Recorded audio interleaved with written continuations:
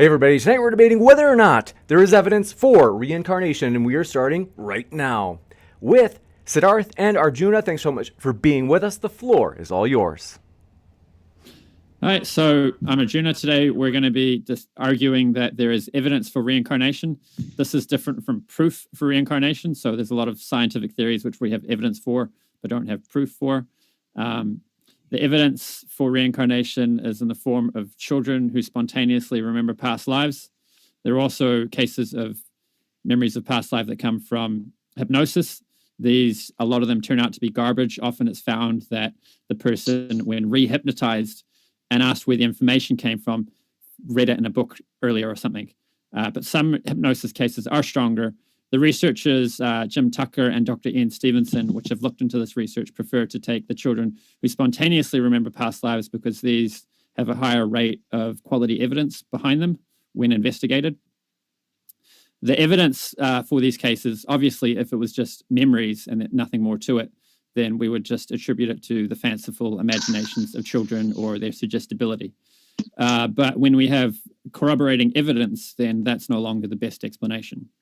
So there's three categories of the evidence. The first is memories which can be verified to contain accurate information which the children could not have acquired through ordinary means. So in a couple of minutes, Sidharth is going to give a few examples of this kind of evidence with specific cases. The second category of evidence is birthmarks, which correspond to wounds on the body of the deceased individual whose life matches the description that the child gives. And the third category is behaviors and emotions which match this deceased individual. So when all of these things line up, it's a convergence of evidence which makes reincarnation the best explanation. So, you know, if it was just, for example, in some cases they find, I think I don't know the exact numbers, there's a number of cases where they find a bullet, the person died by a gunshot, and there's a bullet entry and exit wound, and there's a corresponding birthmark to the entry and the exit wound. And the entry and exit wounds are different from one another in ways which match what the wounds would be like on the deceased individual. And the chances of having two matching birthmarks like that, maybe Sidharth has the numbers ready, I haven't pulled them up, it's astronomically unlikely. And then you combine that with, you know, for example, that the children might display something which psychologists call traumatic play, where they act out something that, you know, relates to their previous life, or they might have emotions and thoughts about people from that previous life, which are the ones you'd expect that person to have. And that's another thing that matches up. And then, of course, the memories, you know, knowing details about a person's life, which only that person could have known, or which the child would have had no way of acquiring. In many of these cases, the researchers had to do extensive digging of stuff that was not available on the internet in order to corroborate this information, which is not something these child or even the parents of the child could have done. And then lastly, Sidharth is going to be giving some evidence from, I'll let him explain that one because I haven't thought it, mediumships, some evidence from mediumships. So he can explain the evidence there, but the way that relates is it shows the ability of consciousness to exist separate from the body, and for an individual to continue to exist, you know, with an intact personality after departing their physical body. And this is a kind of evidence, it makes the plausibility of reincarnation. It adds to the case. So now I'll hand it over to Sidharth to go into the evidence. Thank you, Arjun, for the brief intro which you shared. There are two kinds of evidence which we will discuss today. The first is the evidence relating to children who could recall their previous life. Now, before we go deep into the evidence and give you some numbers, I want you to imagine a case. Imagine you are a parent and you have a 2 or 3 year old child, and he or she comes up to you and tells you, "Dear Daddy, I remember my past life, and this is what I used to be. This used to be my name of my wife. That's used to be my name of my father. This is where I used to live. This is whom I used to play with. That's what I used to sell. That's where I used to work." When you hear so many different data points, you think, maybe, first time the kid says something, you may think, hey, maybe this is just, the kids like to imagine stuff, joking, But when the kids start giving so much information day after day after day, And it's just not information, but also behavior. If the kid starts acting, hey, as an adult, if the kid starts asking for things which only adult ask, then you must start wondering, maybe, there is something more to it than just the imagination of the child. And this is exactly which happened in the cases of reports submitted by Dr. Ian Stevenson. Dr. Ian Stevenson was the chair of Department of Psychology at University of Virginia. And in 70s and 60s, 70s, and 80s, he went to various countries looking for such cases being reported by locals in media or in other places, and tracking them down and checking them rigorously whether are there any cases where kids have reported their previous lives, because he had heard about that this has been the case, and he found a lot of them, and he recorded them in nauseating detail. So in about 30 to 40 years of research, Dr. Ian Stevenson, along with his friends and associates, Dr. Jim Tucker, Dr. Brian Grayson at University of Virginia, and other scholars in other parts of the world, they all together collected 2,500 cases of children who could recall their previous life. And these cases were the ones in which the previous personality had been found. So go back to the imagined case that your kid is telling you these details, and you go to that place and you see, hey, these details match. When you hear that such details have matched, for a kid who is 2 or 3 years old, whom we have not given any computer or internet to search for, this is 70s and 80s. Remember, there's no iPhones or iPads at that time. So you seem to wonder, what is an explanation for it? How come a 3-year-old kid is able to behave, is able to share such unique information to which the kid has no access to, apart from the reason that it has to be in a case of reincarnation. So, many people can make the claim, maybe the parents, they want to make money off their kid, and they schooled their kid as a 2 or 3-year-old to say these things. So to counter that, I'm going to discuss a very special category of those 2,500 cases. What is the special category? These are the cases of children whose statements were recorded by a third party before they went to see and or find the previous personality. This means there was no chance for the parent to go and get the information and mix up the matter. And the cases which I'm discussing, the previous personality lived miles away, and there had been no contact between those families before the third party recorded everything down. So let me explain one more time. The kid says few things about his past life. A third person comes and records it down on a piece of paper, prints it or shares it and keeps it safe. Then they go and look out for that person in that locality. They find it, and the qualities and the details match. There are, out of the 2,500 cases, there are 33 such cases. These have been recorded by Professor Jim Tucker in a 2005 paper. You can look up online the cases of reincarnation type with written records. So one such case, which I want to discuss right now, or two such cases I want to discuss right now. The first case is Sujit. So Sujit was born in a coastal town of Sri Lanka. Sri Lanka is a country south of India, a small country compared to India. And there was this boy named Sujit who, at the age of 2 years old, he started to talk about his previous life.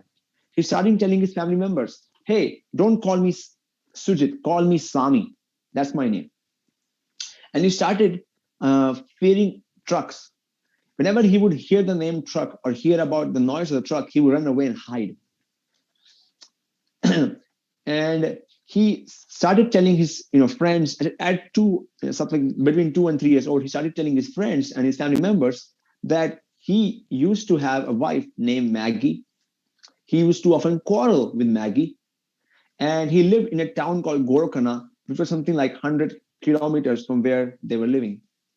He used to work on trains, and he used to make and sell, local liquor. Like he used to distill liquor himself in his previous lifetime, and he used to sell that, for which he was famous. And he also shared that he died being hit by a truck. So a local monk who was a Buddhist monk who was staying in nearby, he came to know about this kid saying these things.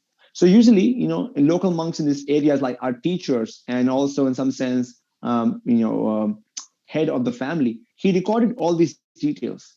And then he himself went on a journey to verify these details. Also, this boy at 2 year or 3 year old, he used to sometimes ask his parents for the liquor known as arak, which he used to produce. You can't imagine a 3-year-old kid asking for liquor, it's too strange. There were no TVs there, and he used to ask. So this case was verified in an amazing manner by this monk who went on to do this research, to look after this person. And he indeed found a person named Sami who had died being hit by a truck. And then later, Dr. Ian Stevenson, he went and he interviewed all the people involved in this case and recorded all the details and presented this detailed report in 1975 paper, a book called Cases of Reincarnation Type, Volume 3, Cases from Sri Lanka. Next case is the case of Kumkum. She's a girl who at the age of 3-year-old could tell things from her past life. And in her case, it was one of Kumkum's aunt who recorded all the details on a paper and kept it safe before, kept it safely before them going and finding out the person on the other side. Now, Kumkum was born in a higher caste. In India, they have different castes, lower caste, higher caste. So she was born in a higher caste, and she was narrating the details of a person whom by the details you could tell belonged to a lower caste. And her father didn't even want to discover or put any effort in finding that person because it meant disrepute for the family. So her father the whole time tried to hush away the incident. In fact, he used to chastise her for sharing such details. Only because her aunt was very friendly, she could, take those details from her. So, she shared where she lived. She also shared the name of her son. She shared how she died. She shared which place she used to live. She shared that in her house, there was an iron safe for which she had a snake whom she used to feed milk. She also shared that the snake had a part of its tail missing. She also shared that she used to fast on these specific days. And later, when the previous person was found, those details again matched in an amazing manner. So these are two such cases where there's written record. Another type of reincarnation cases is, as my friend Arjun shared, where birthmarks are matched. Like an amazing case is a case of a boy named Chennai, who is from Thailand. This boy shared that where he used to live, and he also shared that how he died because somebody shot him gunpoint on his head, and he showed that he has his birthmark because of that shot. He showed exactly they have a birthmark here and a here. And when those details were later checked, and the previous person was found, whose name used to be, I can't remember right now what the name used to be. This case was recorded by Professor Haraldson, who's from Iceland. So not from Dr. Stevenson, but another person.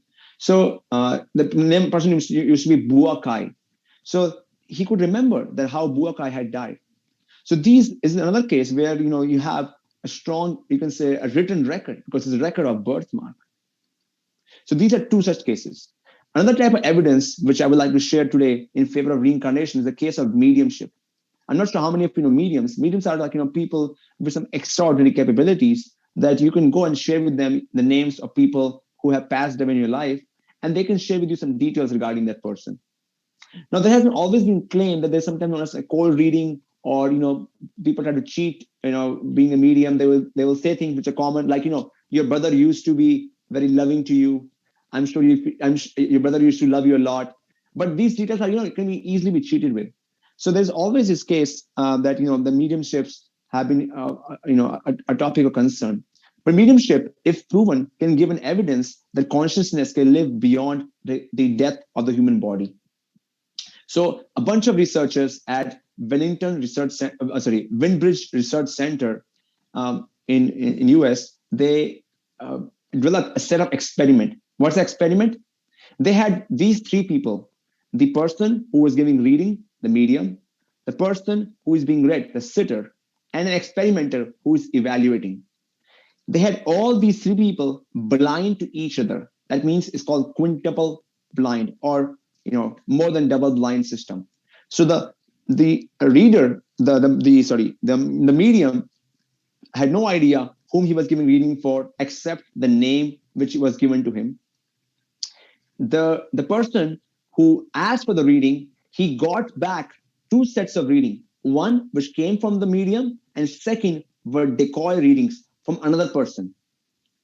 And the reader was asked to rate that if either of those readings matched the person whom he had asked about. And then the experimenter was asked to evaluate this evidence without knowing whether he was judging it for a decoy reading or the correct reading. Such a system ensured there was no case of fraud. And they found in 67% of the cases, the medium was able to share unique information about the previous personality or discarnate person. So such research has been replicated by a group of researchers in Paris too. So this research, in topics of reincarnation and consciousness beyond death, has been repeated by multiple labs throughout the world. It is just not one researcher or two scholars, but a big branch of psychology studies this, known as branch of parapsychology. So let's summarize again. Dr. Ian Stevenson has done this research since 1970s, has recorded more than 2,500 cases along with his team. This research has been replicated a number of times. We're talking of cases in which there is a written record of children telling things about their past life, and those being recorded and then checked by a third neutral party. And then I also presented some evidence from Dr. Julie Vishal's WRC team, which have made this more than double blind system to verify medium research. So this is it from my side. You got it. Thank you very much, Sidharth and Arjuna. And with that, want to let you know, folks, if it's your first time here at Modern Day Debate, we are a neutral platform hosting debates on science, religion, and politics. And we want you to feel welcome no matter what walk of life you are from. We are glad you are here. And also want to let you know about this big, juicy debate coming up on the bottom right of your screen. Apostate Prophet returns to debate Stuart on atheism versus Christianity. You don't want to miss it, so hit that subscribe button, as that's going to be a big one next weekend. And with that, we'll kick it over to TJump and GMan. Thanks for being here. The floor is all yours. Yeah, thanks Sidharth and Arjuna for coming. Thanks for Jane for hosting, and GMan for being my partner. Strange turn of events that is. So as far as I know, there's no evidence of reincarnation or past lives or mediumship ever working in any case ever. There's lots of cases of very flawed studies that don't in any way indicate what they're supposed to indicate. And they've been shown to be flawed because they've been replicated by skeptics like James Randi and his compatriots, who showed that the similar psychic phenomenon can be replicated by cold reading, hot reading, psychological manipulation, dissociative identity disorder. There's all kinds of things that show it's all human psychology, and there's no evidence of it really doing anything. If kids really could reincarnate, remember past lives, and they would have skills like drive cars, remember where they parked, the locations of the cities, that kind of stuff. They would do far better than kids of the same age who didn't reincarnate with information. So if reincarnation was a thing, then you'd expect the reincarnated kids to have new skills that they could then use to make more money, to be more successful, et cetera, et cetera. It doesn't happen. All the cases, if even the third-party cases, don't work because the third-party recordings aren't the origination of the events. Like, obviously, this kid who the monk recorded having a past life experience had been doing this stuff with his parents before. So most likely it's his parent who told him this stuff and already knew the stories and just denied it and lied about it. And the monk went and checked it later. Like, oh yeah, look, they're right. So it was more likely a lie. And that's a far better explanation than actual reincarnation. what would be evidence of an actual reincarnation would be, like I said, if you could have the kids gain new skills, and those new skills could then be used to accomplish something in the world at a far higher rate than kids who don't claim to reincarnate. The fundamental explanation of all reincarnation is the fact that it happens to most kids. Most kids have false memories. And so they claim, oh, I had this false memory of a princess or a dragon or a king or whatever. And the vast majority of them are just completely fabricated. And they're obviously fabricated. But some of them kind of resemble people in the real world. And some of them are kind of accurate representations in some vague way. And so it's just a gambler's fallacy. If you have a bunch of random accounts that go across a wide enough spectrum, some of them will be accurate. Same with birthmarks. So none of that is particularly magical at all. It's just if you have a large enough sample size, some will be accurate. That's all it is. Most of them are definitely fraud, where the parents taught them things, or where they heard things from neighbors or other townsfolk and then internalized it as false memories themselves. All of it's explained psychologically. As far as I know, there isn't any actual evidence of reincarnation whatsoever. I'll hand it over to GMan. All right. And again, I'd like to thank James for having me on today. Can you guys hear me okay? Yep.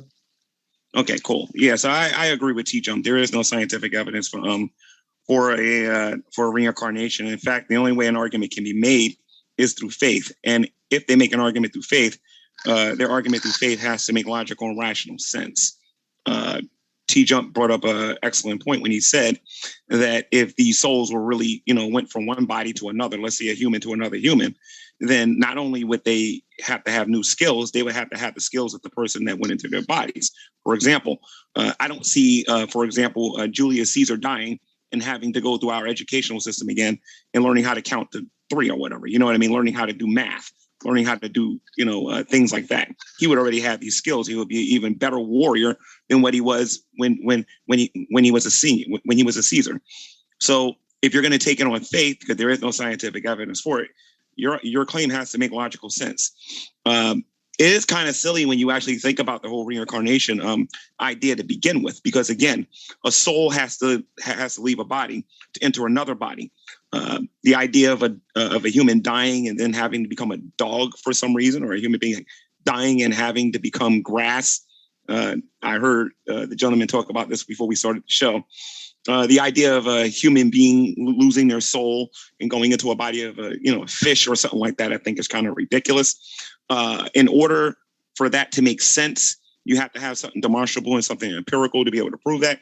And until they do it, there's no good reason to believe it. Now, I do have one explanation from the Christian worldview regarding people in their reoccurring dreams.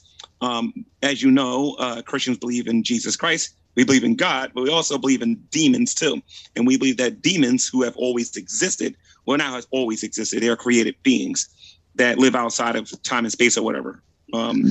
And they are able to communicate to people and tell people about things that happened in the past. And these things can happen while you're asleep. Okay. I use 1 Timothy 4:1, where it says that demons have the ability to teach people things, to tell people things, to whisper into their ears. Jesus rebuked Peter when Peter said that, that he would die for him, that he would protect him. He says, "Get thee behind me, Satan." You know what I mean? So demons have the ability to talk to people. The Bible talks about how a demon energized and controlled Judas Iscariot. You know what I mean? Now, that's not the same thing as it is in reincarnation, but it's proof that demon can talk to you, and a demon can control you, and a demon can get you to think certain things that are not your own thoughts. All right. So totally agree with TJump on this. The main point that I think we need to take out of this is, if they're going to argue that reincarnation is true, it's got to make rational and logical sense. You got to do better than you went to bed and you woke up, you know what I mean? And you dreamed about this person. Therefore, reincarnation is true. Got to do better than that today. I'll close there. We will jump into open conversation, and want to let you know, folks, our guests are linked to the description. So if you want to hear more from them, you certainly can. With that, gentlemen, thanks so much. The floor is all yours for open dialogue. All right, I've got some pushback on some of those points. So I didn't see much substantial arguments from either of our opposing interlocutors today. So it has to make sense. I haven't seen any logical contradiction pointed out in our work. It's ridiculous. Okay, well, that's just an opinion. souls becoming dogs is ridiculous. Yeah. Demons planted the memories there. I really don't think you want to go down that road, because if demons can plant memories that make us think we lived before and all this sort of stuff, then that opens us wide to last Thursdayism. How do I know demons didn't plant my memories of everything prior to last Thursday? TJump mentioned that there's cold readings which can match the type of evidence we've got. There was no studies given. The evidence we presented has not been addressed in any details. There's just been assertions made that there's counter evidence. I want to know what this evidence is. And most of them are definitely fraud. So let's see one of the cases we presented demonstrated to be fraud. Yeah, me or TJump? Yeah, I can start. So first thing, I don't need to show a logical contradiction in your position to show it's flawed. Like, there's no logical contradiction with magical pixie leprechauns. That doesn't mean it's not a flawed idea. Secondly, I don't need to individually address each of your examples, because I didn't have them beforehand, so I don't have time to just Google them and try to find individual examples, but you can, because this is rejected by the scientific community. So the better explanation is the things I listed, which are psychological misinformation, and the opportunity for the parents to explain this to their kids and lie about it. The fact that it was recorded by a monk doesn't mean that the parents didn't do it before the monk came. It doesn't make any sense. The monk came and then this kid started to experience past life memories, and then the monk wrote it down, and the parents had literally no involvement yet. No, it's implausible. It's far more plausible to say, yeah, the parents just manipulated the kid into doing this, or that the kid heard it from other people. So yeah, that's a far better explanation than reincarnation. Also, the fact that you still have to teach the kid normal stuff in school is a good indication it was false. If the kid actually did experience reincarnation, as GMan said, and I can't believe I'm agreeing with GMan, they would already know math. They would already know basic languages. If the kid was reincarnated from a different country and could speak the language, that'd be great. Great example. I forgot to mention that one. But as we know, that's most likely false, because their parents mostly teach them the new languages with their kids. So there's no actual evidence of reincarnation being true. None of the things you presented are the best explanation. The best explanation is the one that we have lots and lots of examples of, which is psychological manipulation. Not to mention, I can't believe I'm saying this. I need to get your DVRs for this one. The burden of proof is on the one making the claim. And I have no problem meeting any of the burdens, meeting my burden at all. But if you make a claim and you're saying that somebody had a dream and this is proof of reincarnation, that is on you, not on me. I have the proof. So, regarding the skills point, so the people who remember past lives are they're outliers. It's not normal. And almost all of them are cases of people who died in a really traumatic way. So it's as if they're being given the opportunity to resolve, some unresolved stuff from that past life, or the trauma just is so powerful that it just carries over into the next life. As far as skills carrying over, well, often we do find people who are born as child prodigies. People are born with varying degrees of skills in this life. Reincarnation is a suitable explanation for that.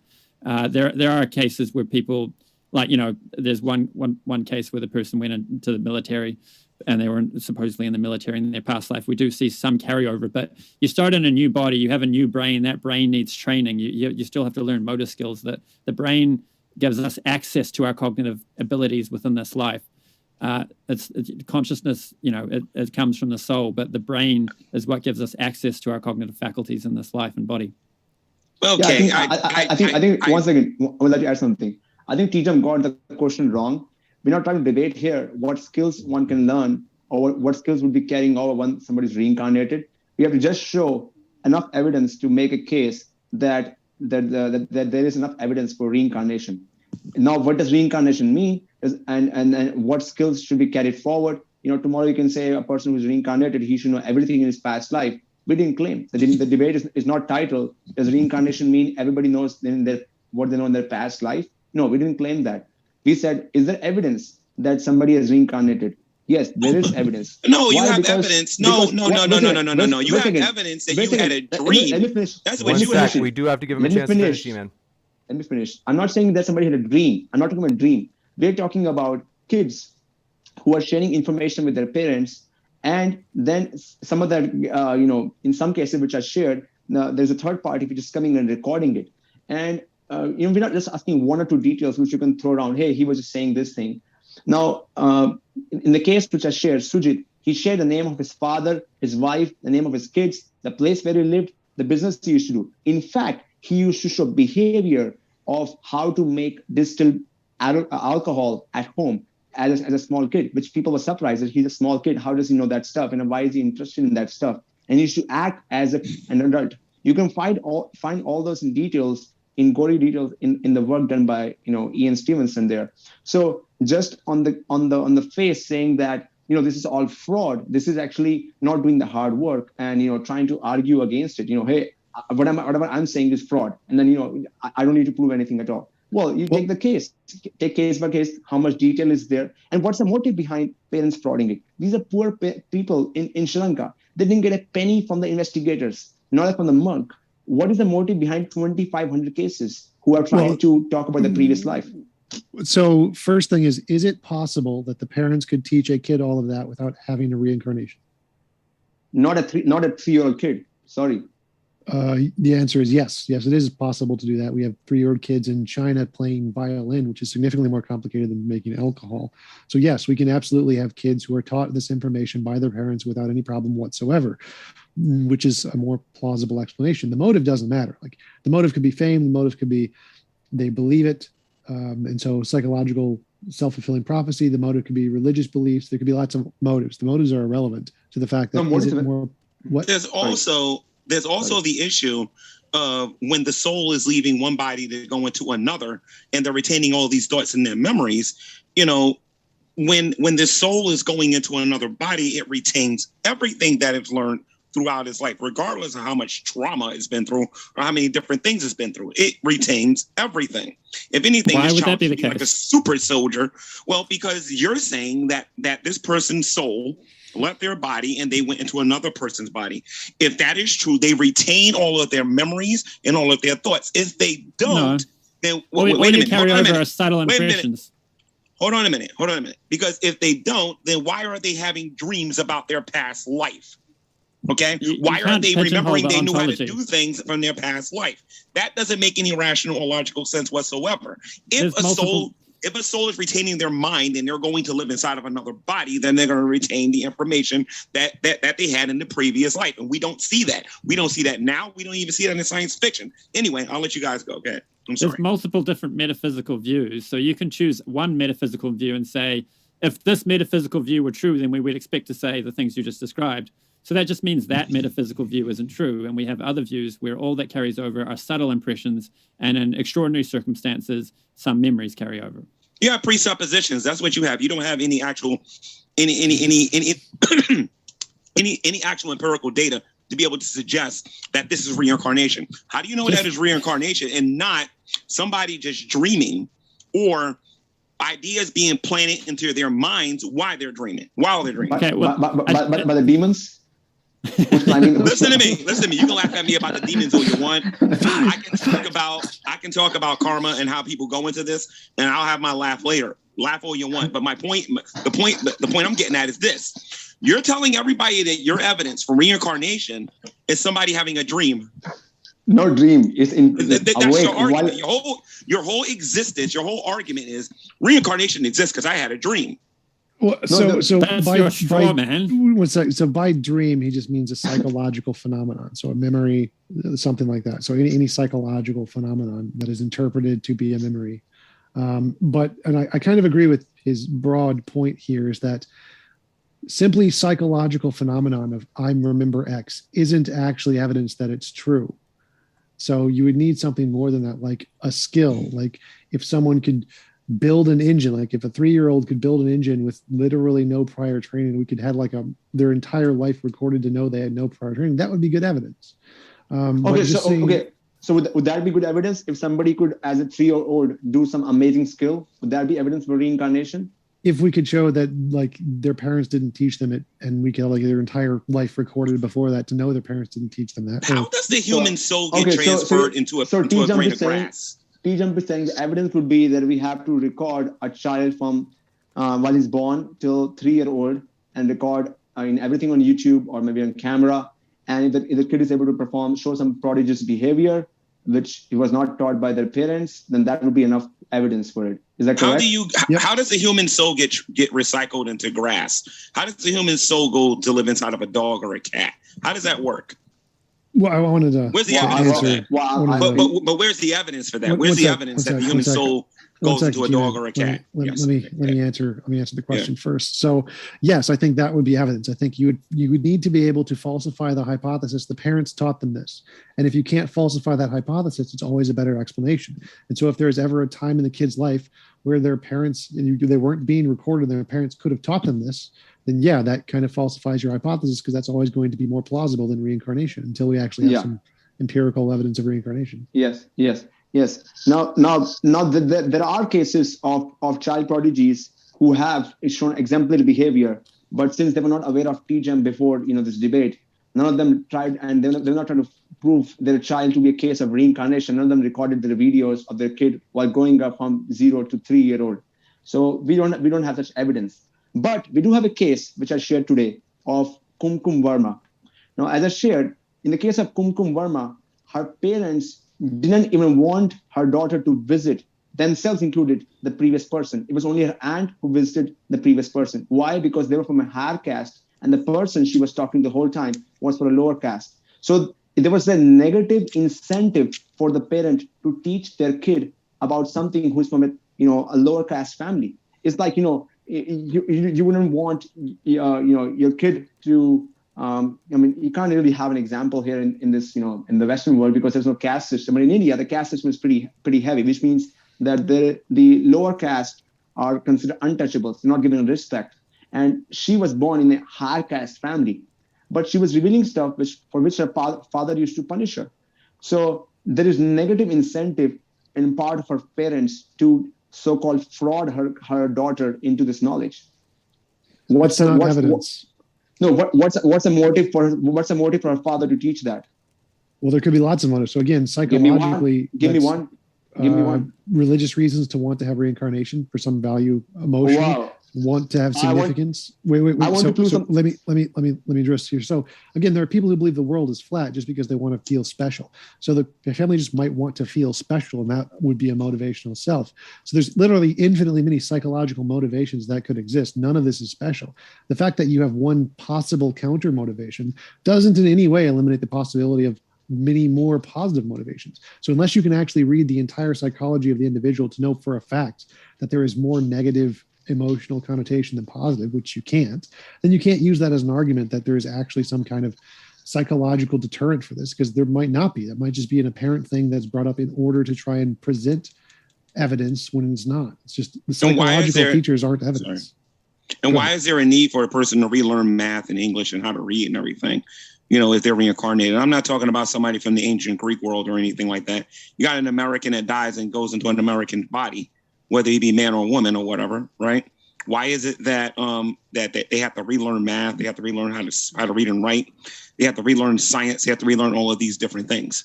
Why can't they retain that information? Why when somebody gets a brain injury do they often need to relearn things? Well, we're talking about somebody who's dead, and we're talking about their mind being transferred into another person's body. If their mind is being hold on a minute. A mind is not physical. All right. If the person's mind is going into another body, you need to hear this, okay? Then that means they retained everything that they learned in that first life. If they retained everything in that first life and they're living in another body, they should be able to remember all those things. Why don't they remember those things?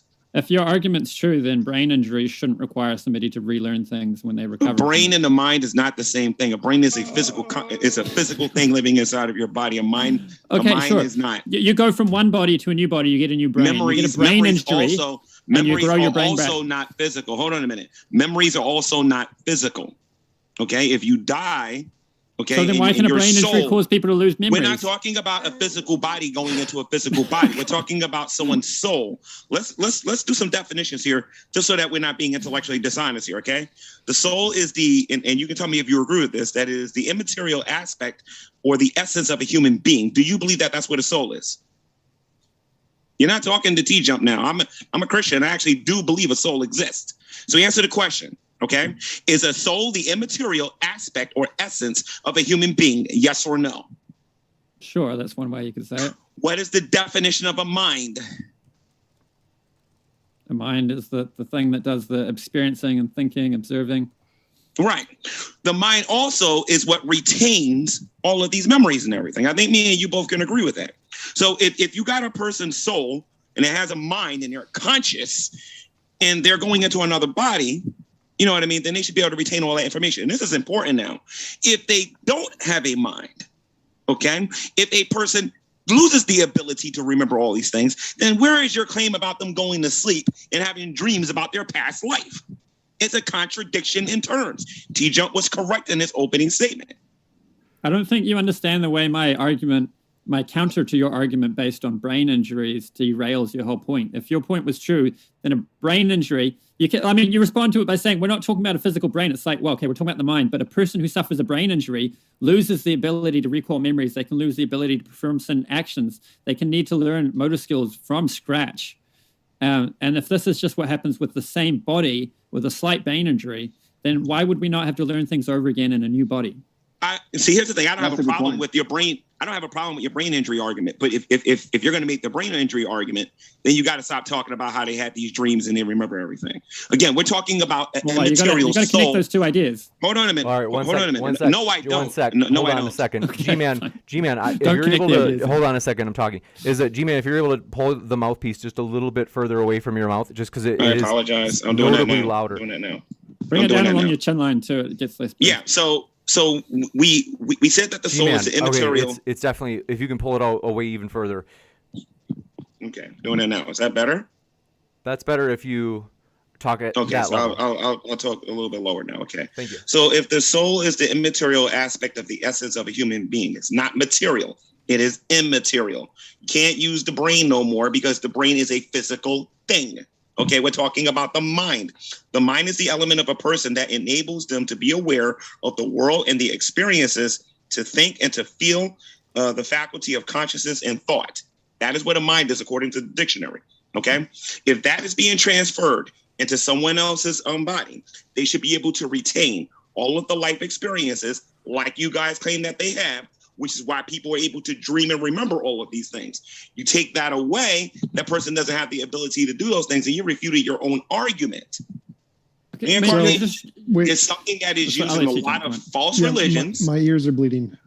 So, G-Man, you said that several times. Their response was perfectly legitimate. The fact that you can be reincarnated doesn't necessarily entail that you're reincarnated with all possible memories. The fact that you assume that's the case doesn't make it true. So your assumption about souls returning all memories isn't actually evidence.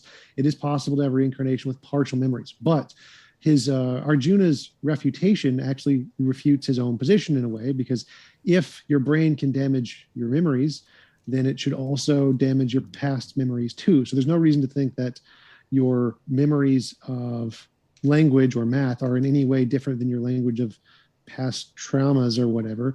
And so I was arguing. Wait. So unless Arjuna can present some feature of the brain that can actually do this beyond just physical but stuff. But that's not my argumentation, though. No, this is my. But that's not my argumentation, though. Hold on a minute. This is my argument, and I know what I'm doing with it. We gave you a chance. I do want to give Tom a chance to respond to Arjuna as well, though. So unless Arjuna can show that there's some mechanism by which these souls can actually retain memories other than physical stuff, then there isn't any reason to believe that is the case. And since we do have nothing but physical stuff evidence, then it seems more plausible to think that his argument that physical damage can damage the brain would also apply to memories of the past, which would then invalidate his argument, just as it does G-Man's. But that's not my argument, though. See, I'm arguing from the Christian worldview. I'm not arguing from the worldview of materialism. Okay, I'm arguing from a totally different argument, from a totally different perspective. All right. The bottom line is, at the end of the day, me and the reincarnationists, Sidharth and Arjuna, I can't pronounce your name, Arjuna. We both agree that souls exist. I have no issue with that. Okay. We both have an understanding that when our souls leave our bodies, our consciousness goes with that. We both agree with that. But we also agree that our souls retain our memories and our thoughts. Okay. If that is not the case, okay, and they're saying that, okay, you got a soul that's filled with trauma and is injured, which is not possible, because there's no way for those two to even measure how a soul can be injured mentally or anything like that to go into another person's body. You know what I mean? The argument still doesn't make any sense. You know what I mean? So I'm going to ask my question again. Okay, if you're saying that a soul that a soul leaves a human body, and we're going to keep using a human because if we use another animal, it just ain't going to make no sense at all. You know what I mean? If it leaves a human body and then it goes to live in another human body, and you're telling me it keeps bits and pieces, you know what I mean? Where they remember going to the bathroom one time in their life, or they remember going to the store in their life. No, they don't remember battle random in bits their and pieces. They remember emotionally deep cutting events. It's the depth of the Sanskrit word is samskara. So impressions, subtle impressions are carried over. The deeper the impression, the more likely it is to be carried over. So it's only these really deep impressions from trauma which we tend to see being carried over. It's only those cases where we have cases for reincarnation. Yeah, like I said, you're trying to pigeonhole the metaphysics here. So you've got your metaphysics. Your metaphysics don't work for reincarnation. Fine. We're offering a different metaphysics. Your metaphysics also doesn't work for brain injuries because you think that there's one mind going from before the brain injury to after the brain injury, except that's not my claim, that's yours.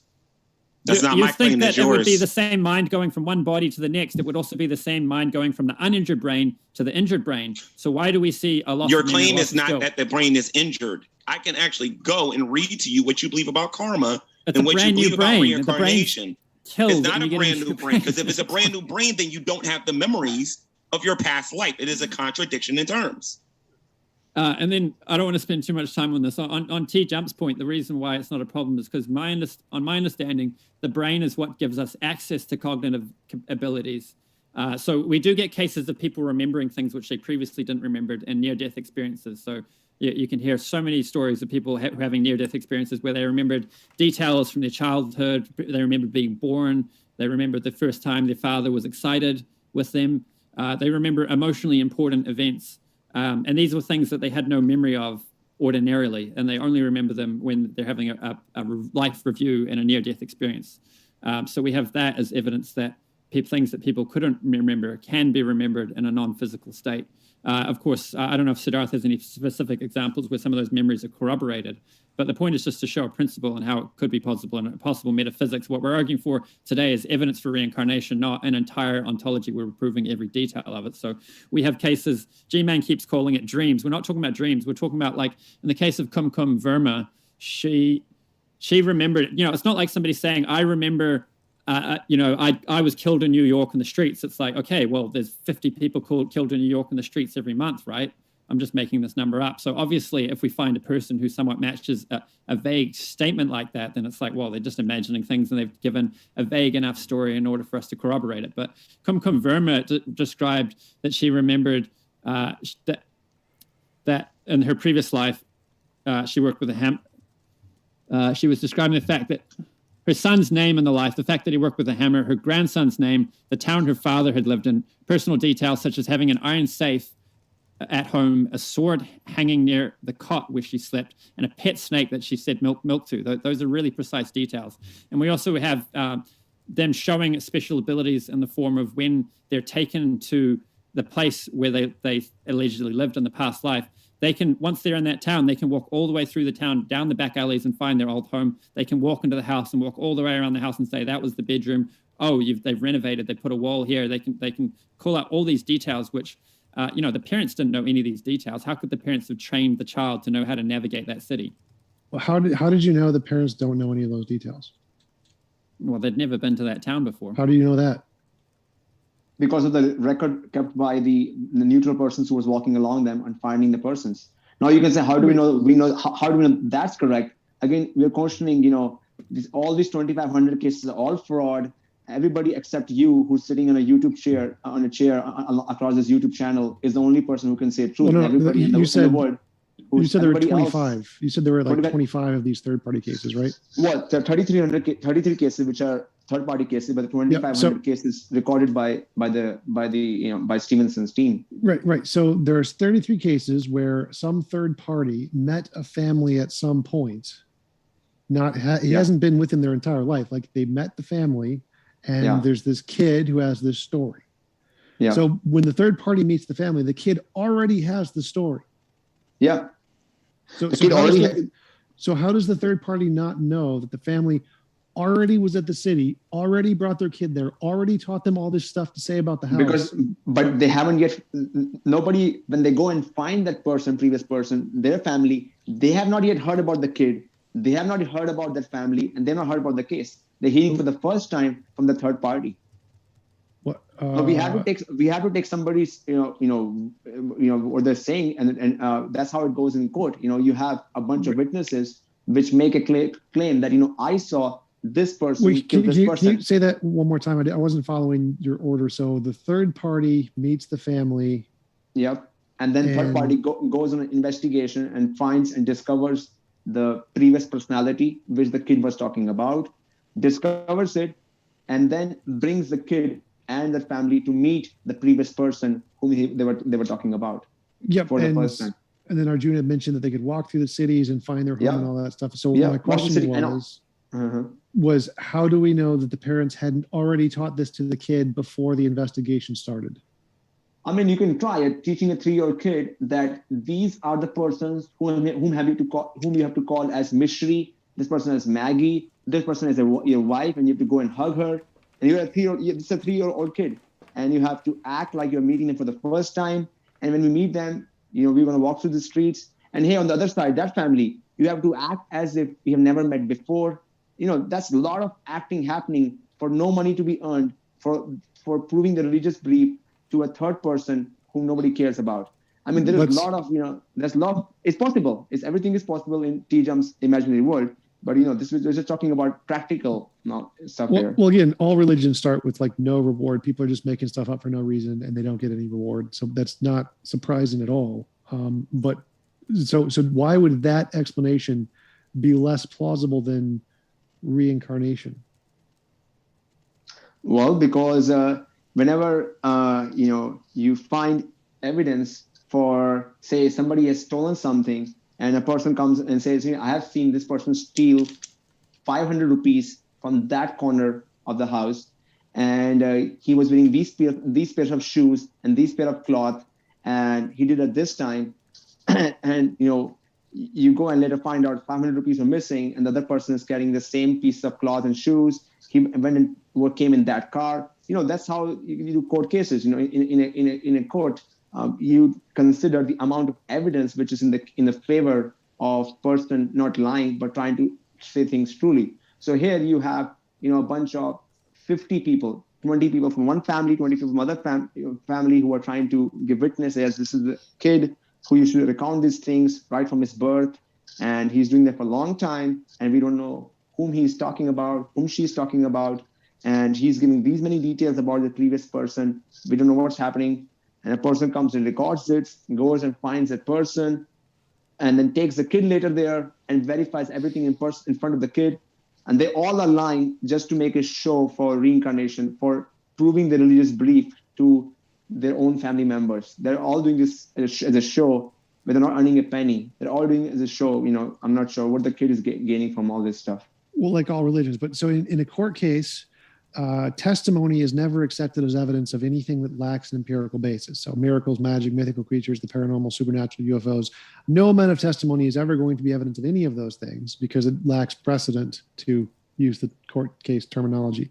So in a court case, using your own example, everything you just said would be thrown out of a court case. Like this isn't evidence of anything because you don't have actually anything beyond psychological phenomenon in people, which can all be explained by the parents taught it to them. So I don't see how the structure of your argument follows here. Like in the court case, this all gets thrown out. Well, why is this paranormal? Reincarnate, because there's no evidence of anything beyond physical stuff in the brain. That's being the question. This is evidence. No, so there's no prior evidence, no precedent, no past examples of anything outside of physical stuff in the brain to use as a basis to make your argument in a court case. And so that would not be, you would have to actually establish that before you could say someone had testimony, therefore there is this extra physical thing. Because you're saying that because there has never been any evidence for reincarnation, we can never produce any evidence for reincarnation. Is that what you're saying? No, so because there's no evidence of a non-physical part of the brain, it's supernatural. That's what you asked, is why would this be considered supernatural? Well, that's something. Why is it supernatural? How do you define supernatural? It's just a categorization of saying something that doesn't have an empirical basis yet. So there's no empirical basis yet. So it would just That's not what supernatural means, though. Supernatural is something that science can't really explain. It's and more this about happens the all court the case time. labels. This is more about the court case label. It's not about actually the ontology here. So how would a court case determine if testimony would or would not count as evidence for a phenomenon? It would be if that phenomenon has an empirical basis prior to this event, then it would count as evidence. If it doesn't, then it would not count as evidence. Part of your objection is an accusation of lying, because there's a lot of people involved here that are saying, we know this person hasn't been to this village before. We know that they weren't told these things. So there's a degree of saying, oh, all these people must be lying, which becomes like, okay, well, if we can just take a research study and say, oh, that's just full of lies, then we can do that to anything. How do we know Arthur Eddington actually recorded what he said he recorded and provided evidence for general theory of relativity? Maybe he just wrote it down because it was more exciting to tell people that's what he reported. Because there is an empirical basis for all that stuff. So testimony is reasonable to believe if there's an empirical basis. It's not if there's no empirical basis. That's begging the question that's having a different scale of evidence for things that you already believe in, and then for things you don't already believe in. Well, I'll say this. I'll say this about the testimonies of the people who give, their stories about reincarnation. As long as what they're saying makes logical and rational sense, then I would be okay with it. You haven't shown. You kept giving your opinion that you think it's illogical, but you haven't shown us any way in which it is illogical. I think we have. But I will grant you that if you, no, I'm being serious, but I will grant you that if you can share something that makes logical sense, I will be willing to accept what you have to say. But but basically what you're presenting is, and I'll correct myself from earlier, you're saying that these people are having flashbacks or dreams or whatever regarding them having an emotionally during an emotional important event or whatever, right? This is what you're saying that they're having, right? And you're saying that this is proof of reincarnation. I'm telling you from the Christian, I don't know about the atheist worldview, but from the Christian worldview, those ideas get implanted in their heads by demons. And this is what Christians actually believe. Can you reply to last Thursday? I don't know where you're getting that from. I'm sorry, say that again? If demons can plant memories, then how do I know demons haven't planted my memories of everything prior to last Thursday? I never said they didn't. Okay. I never said that they didn't. And I think that's an absurdity. And it depends on what the memories are, because we have a Bible for that to tell us what kind of things it would plant into your mind. All the people that remember seeing Jesus resurrected, maybe demons just planted their memories of seeing Jesus resurrected. I mean, you really that would be a really good argument. That would be a really good argument, sir, if we didn't have secular and non-secular evidence for the resurrection. No, all of them, the secular and the non-secular, all had their memories planted by demons. I'm sorry, sir. 500 eyewitnesses, an atheist lawyer doing an investigation. You don't want to have that discussion with me. I assure you of that. All right. Your epistemology doesn't even allow me to know that last week existed, and you want me to believe that Jesus was resurrected. Yes, it does. I'm just telling you, we're focusing on these emotionally important events that they supposedly remembered. Okay, and then that's it. It's like little bits and pieces that they remember. I'm telling you that those ideas could have been planted into their heads. Now, you can sit there and laugh at it and think it's funny all you want, but it's a better explanation than you telling me that somebody went to bed and they remember what happened in Julius Caesar's bathroom or whatever, when he slipped and fell and hit his head, when none of us were there to verify it, to see anything like that happens, and then you calling it reincarnation. No, it could be a demon that was there that can easily put that into somebody's head to try to push the idea of reincarnation. I know it's funny to you, but what I'm saying right now refutes what you're saying right now. Demons is not a better explanation here. Demons not a better explanation here. But to clarify, I'm arguing from hold on a minute. I'm arguing from a Christian perspective. I'm not arguing from an atheist perspective. If I was going to argue like you, I would just sit here and be a denialist like you've been doing all night. But I'm not doing that. All right. Anyway, you admit that a demon could have planted all my memories of everything prior to last Thursday. I think that basically destroys your argument. Let's move on. No, it doesn't. But I'll agree to disagree with you. I'll agree to disagree. Let's go back to Jump. You were saying, Jump, that in case of Arthur Eddington, you were saying there's an empirical basis to it. Can you explain that? What do you mean by that? Things that have a past empirical basis, like things that have already been shown to not be imaginary, that exists. You can say, I saw a dog. That would be reasonable to believe, anybody's to believe your testimony that you saw a dog, because there's past evidence, empirical evidence, that shows dogs aren't just a figment of your imagination. But if you said, I saw a unicorn, that wouldn't be evidence, because we have no evidence that unicorns exist outside of someone's imagination. So their imaginary testimony would not be a sufficient basis to conclude they are. So until you have some independent... What do you mean? I'm asking on that. What do you mean by there's an empirical basis of somebody seeing dog in the past? What is? Can you explain that? What is the empirical basis to it? Can you use some other word instead of empirical there? So like we have their DNA, their phylogeny, their taxonomy, what they're allergic to, how to train them, the physical genetic makeup, their bone structure, their fur, skins. We have like actual physical empirical data that they exist outside of our imagination. So there is stuff that exists outside of our imagination that shows they exist. So you mean to say, as long as they have a physical body, it's not, I think empirical is the wrong word to be put there. Probably you want to say, as long as they have physical body, then you're ready to believe that they exist. Otherwise, they don't exist.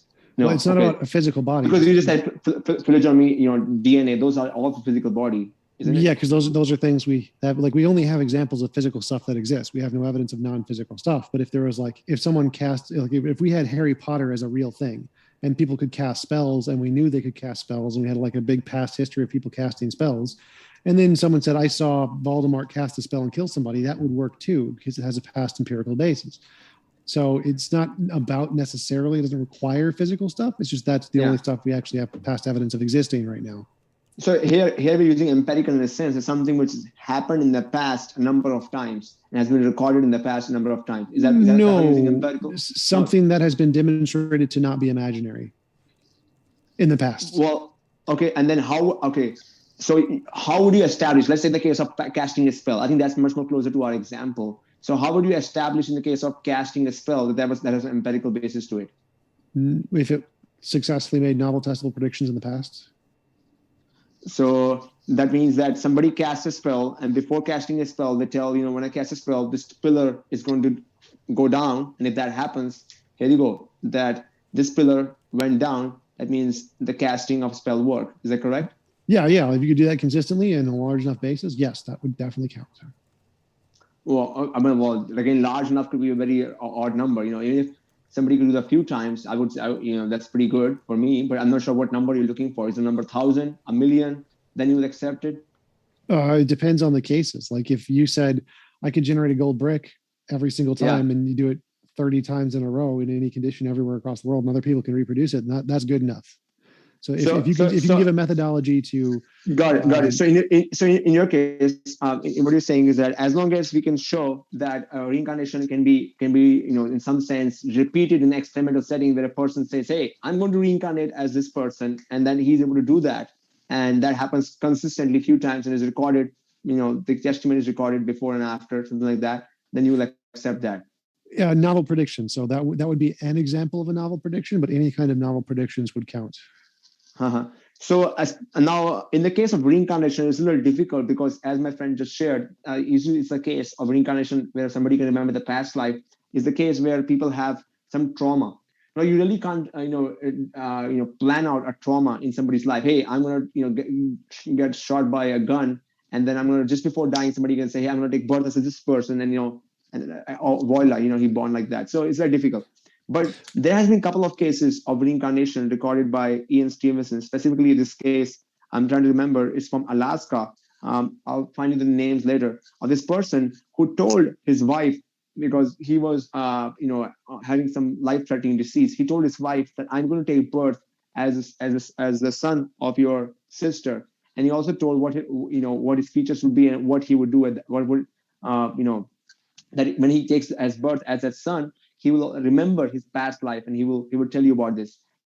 And he did that, and there's a good record for that. But again, in the case of reincarnation, it's difficult in some sense to record testimony, because as we go forward in the modern world, there's technology, there's social media, and it's becoming more and more difficult to maintain privacy, which is important in order to make the case, in order to make a strong case, because you can always look up things online, and you can always make a case. This person may have looked up the details of the other person online, or this parent may have looked up a case of the person online. But We do have a good case to be made in the case of mediumship. That's why I shared that evidence also in the beginning, where let me repeat the experiment setup again quickly in 30 seconds, that you have a medium, you have a sitter, and you have an experimenter. The sitter tells the name of a person who has deceased in this life, and just the name itself, but the sitter doesn't know whom he's giving the name to. The medium comes to know about the name only, and he or she gives the reading.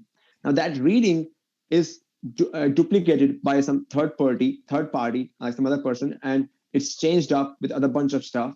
And those two readings are given to one, the original one coming from the medium, and the second, the decoy one coming from the medium. And they both are given to the sitter to rate whether any of them meet the details of the previous personality he was asking about. And these details are not just details like, he was a happy guy or slow guy, very, concrete, quantitative details. And Weinberg Research Center, led by Dr. Julia, has done thorough research on this. And they did this experiment with a bunch of 33 mediums. And they did 60 cases each time. And they repeated the experiment number of times. Number of other people also repeated the experiment. And in each of these cases, they found significant evidence that the mediums were able to share details of the previous personality or the discarnate person, much more significantly than the baseline. So in this case, you have an experiment setup. Well, then they should have won the James Randi Challenge and won $1 million, but they didn't. Probably fake. What is the James Randi Challenge? The James Randi Challenge is an offer for $1 million for anybody who can demonstrate any kind of reincarnation, supernatural, anything, and they'll give you $1 million. So if that had actually worked, they would have won $1 million. So now the post has changed. Previously, the post was we have to make a case, empirical case. Now you're saying that the case is that they have to win James Randi Challenge, prove it to them. No. So again, the post keeps on changing. Okay, that's fine. You can make up a story that sounds nice, but there's nothing to actually verify it. Like it failed every single scientific test. Like this is not I tell stories and scientific. I tell stories and you tell facts. That's correct. Yep. This is a published paper done by researchers where they controlled it, and other researchers said they used good method. The fact that it hasn't run some prize from the Randi organization, that's like an argument from authority. If it were true, then they would have received $1 million from this organization. Well, we don't know. That's fair. That's fair. So I didn't literally mean it had to win that specific challenge. The argument here is that if it did discover some entirely new ontology, you would have won a Nobel Prize. You would have had extremely well anointed by all kinds of scientists. It fails because it just can't do that.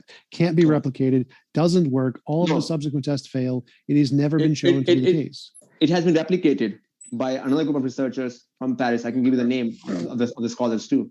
Now, the question is, now we are going in a different realm. So the first argument was, can we make an empirical case? We presented that.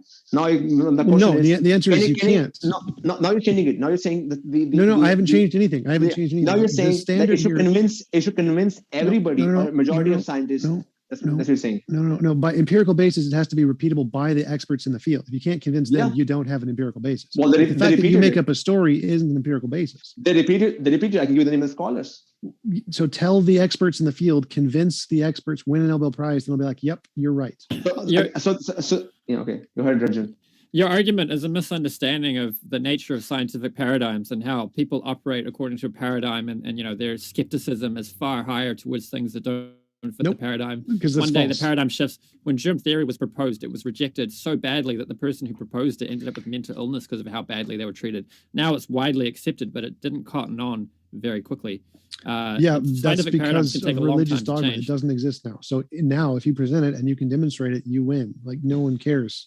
That stigma doesn't exist today. People didn't stop being religious just because they gave up religion. People are just religious about different things. I mean, have a look at the left in America right now. They're just as religious without religion. They're just all I want to know is what the heck is a traumatized soul? That's all I want to know. Well, first thing is, what is a traumatized soul and what is a traumatized mind? There's no conspiracy or bias in science. If you had demonstrated it, they wouldn't reject it on bias. So that's just what is it?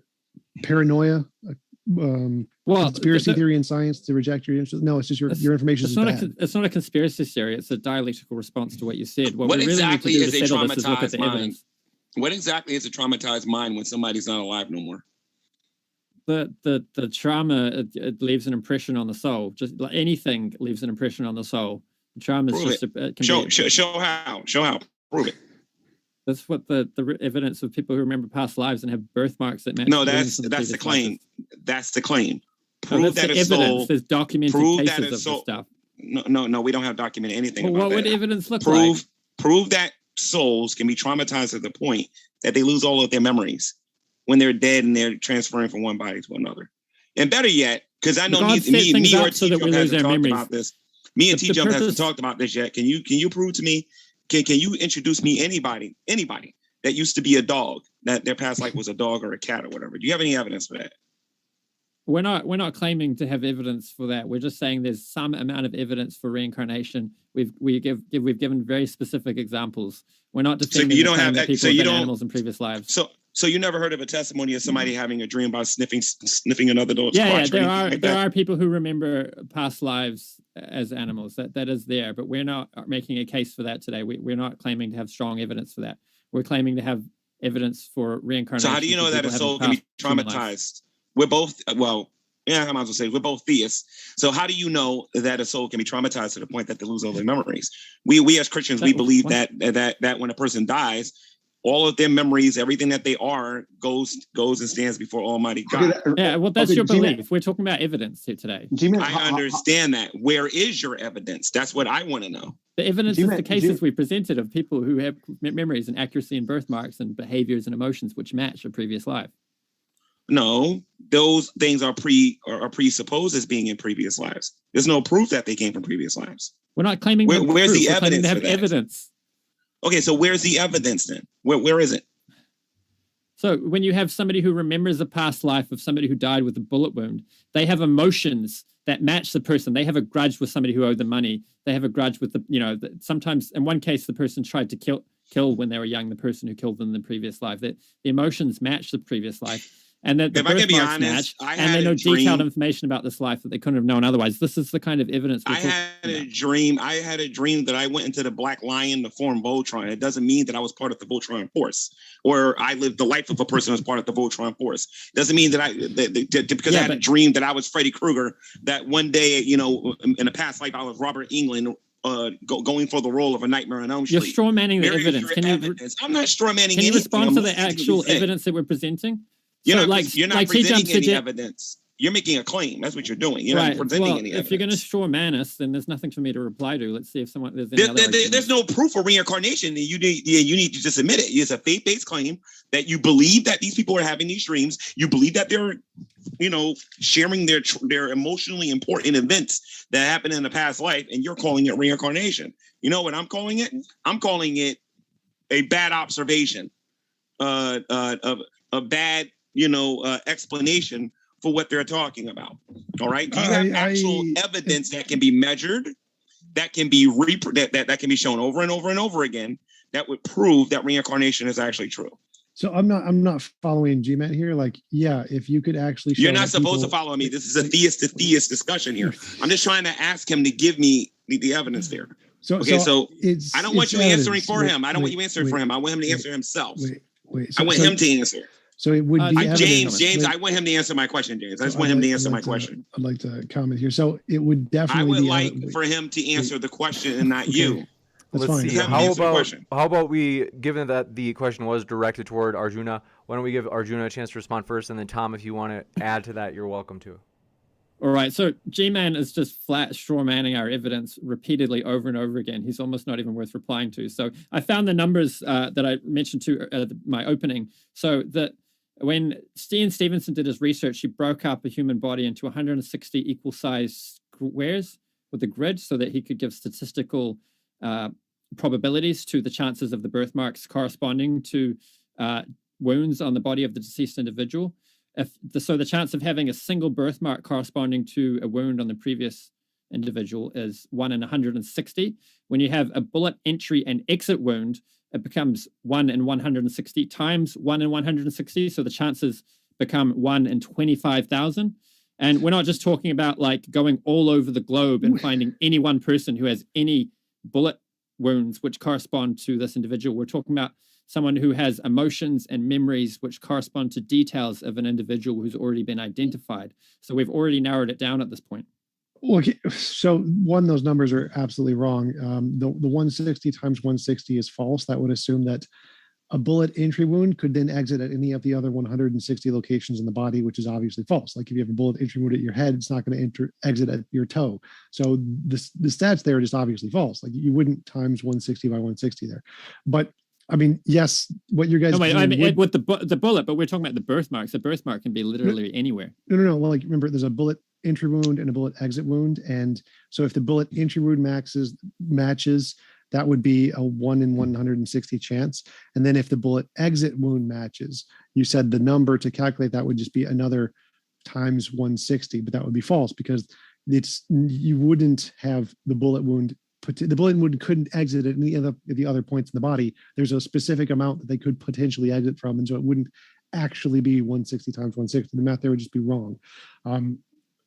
But I do want to say that yes, what you guys are presenting would be evidence if it could be corroborated. Absolutely, that if you could show that kids gained information that couldn't have been gained in any other way, that would count as evidence. The problem is that all the information you present can be gained in other ways that are far simpler.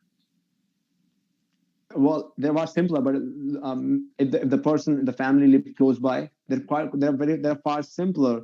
If it was a kid who was not more than 3 years old, they're far simpler. If the kid is asked to identify persons of the other family, they're far simpler. If the kid was not asked to show the emotions. So for all these different reasons, whether it be behavior, the persons, the location, the distances, and the events leading up to it, we are asking a 3-year-old kid to be as smart as an adult. Even as an adult, I will fail to exactly replicate what is being asked by a 3-year-old kid, unless I have lived that life in the past myself. So going back to the point, I presented you another set of evidence which has been done in an experimental lab, and you pointed that you will accept an evidence only when it is accepted whenever it can win the Nobel Prize. If that's your standard of how research should be done, then practically every paper which is published, as if it's a Nobel paper, they all have to win Nobel Prizes. I guess we should start a Nobel Prize committee for every paper which makes an extraordinary claim. That's not the only thing required. Is that you have to get the consensus of experts in the field to accept your work. The people who are qualified to assess whether or not what you're saying is true have to say, yes, it's true. And that has not occurred. Who are experts in this field of reincarnation? Which scientists are expert? The people who publish in fields regarded to psychology, neurology, biology, any scientific field that shows this is not a thing. So could this be explained by psychology? Yes. Could it be explained by fraud? Yes. They would all have to look at the information you have to publish in those fields and be like, yeah, these are not better explained by these other things. You mentioned that it'd be easier if you made the kids not have adult level skills. Again, there are Asian kids who can play violin better than most adults. This is not a terribly hard thing to explain. But yeah, so you would need to actually convince the experts in all of the fields of actual science that this is a real thing and not just... Well, I asked you which part. You said psychology. So in the field of psychology, this is already an established understanding that these, whether it be out-of-body experiences, near-death experiences, or mediumship, it's something which they accept as something which they can't explain. They don't claim that it is all fraud. That's not the opinion of the majority understanding. Well, absolutely, that's totally true. Just like so, wait. So just like in the field. I didn't finish. Whereas you're claiming it to be all fraud, or it can be explained by psychology. That's not their opinion. So in psychology, it can be explained as being an unknown psychological feature. We don't know exactly which psychological feature, but psychological features can explain every single one of the points of data. Just like a UFO can be explained by lots of different things. Like it can be explained by a plane. Do we know for sure it was a plane? No. So all of the features you explained can be explained by known psychological phenomenon. Do we know particularly which exact phenomenon occurred in that case? No, that's why it's considered unknown. So none of the consensus in psychology does not agree that near-death experience or reincarnation actually occur. They explain that, well, we don't know exactly what's going on there, just like we don't know the origin of life. But yeah, the consensus is it's natural. Well, the consensus is that that there is no current understanding, no current paradigm which can explain it. But can we say that it's unnatural? Well, we cannot say, because we can never rule out all the natural causes. So given that the definition which you give it to supernatural, that creates a problem. You're saying, since everything is natural, there can never be any supernatural. So a case can never be made for a supernatural case. And that's what you're saying indirectly. You're saying that because the psychologists are saying that, we don't have a natural explanation for it. And since in the past, we haven't ever used a non-natural explanation for anything, that means in the future, we don't need to use any non-natural explanation for it. That means, in future, we may be able to provide an explanation for it. So forget about all this evidence. No, it just requires that you present novel testable predictions, like every novel thing invented into any scientific field. So if you could present novel testable predictions, which you said can't be done for reincarnation, because like all things that it can't be done for, it's probably just imaginary and not real. Well, that's why I bought the case of mediumship, because that has been done in an experimental lab, and it's novel, predictable predictions there. Okay, so demonstrated to the consensus of field in psychology and actual science, then they accept it. It's published widely in field of psychology. Published doesn't mean accepted by the consensus. Published means published. So there's lots of things that are published that are not accepted by the consensus. Well, let's ask you, what is the criteria for you to accept something? There's scholars who are publishing, who are psychologists themselves, who are belonging to different schools in different parts of the world, and they're publishing it regularly and they're doing these experiments regularly. I'm asking you, what is the problem with the experimental setup? You don't have a problem. I'm asking you, are the scholars... I explain this. Let me say, so the criteria is you have to convince the other experts in the field who are qualified to assess your study. Like, I am not qualified to assess your study. I can't read the study and know what's right or wrong with it. The experts in the field can. You need to convince them. And if you convince them, then I'll accept it. Well, you telling me that your study is perfect is not going to convince me your study is perfect. They accept it. No, they don't. How do they accept it's a published paper? It does not convince anybody. The majority, the consensus of experts says it's complete bunk. Oh, show me that. Who says that? Mediumship research done by Windbach Research Center is bunk. Show me that. Who says that? The conclusion is bunk. So that's the part. No. Okay, but show me that. Who says that? Yes, there's an interview I have with several different psychologists on this topic. Okay, so okay, what are they saying? That is bunk. That there's no such evidence of any such thing of reincarnation. Okay. Near-death experience is all junk.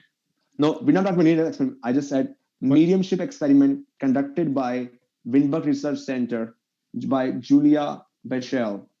Well, all research done in the field is bunk. All of it. Every single bit of it. I didn't say all. I asked you specific. I asked you specific set of experiments of mediumship done in experimental lab with these kind of blind settings. So I covered that. So if literally all of it is junk and none of it convinces the consensus, that means every single individual example is not sufficient to convince the consensus. Well, you're assuming in the case of the scholars that they are in some sense omniscient. They know everything. They know what everything they're talking about. I'm pulling up an interview with this scholar who's saying everything is bunk and I take it for granted. Well, that's not how it works. No. The people who are experts in the field are experts in the field, yes, which means they are up to date on all of the most recent research in the field. That's kind of what it means to be an expert. So they're aware of the research done in the field and show, this doesn't work. Well, the fields of science have become so huge that in this modern day, you really can't claim that a psychologist knows everything about everything else. If that was the case, and when you go to a doctor in a hospital, and you're showing them some ailment, they don't claim to know about everything. They say, go to an expert. You go to an expert. They may also say, I'm not an expert in this field. I'm an expert in this field. You go to this specific field and expert. Yeah. So I agree. To call an expert in the field of psychologists who's saying that all near-death experiences and out-of-body experiences are all false, they're all corrupt. And, I'm an authority and I know about all the evidence, all the research which is happening in this field, and it's all bunk.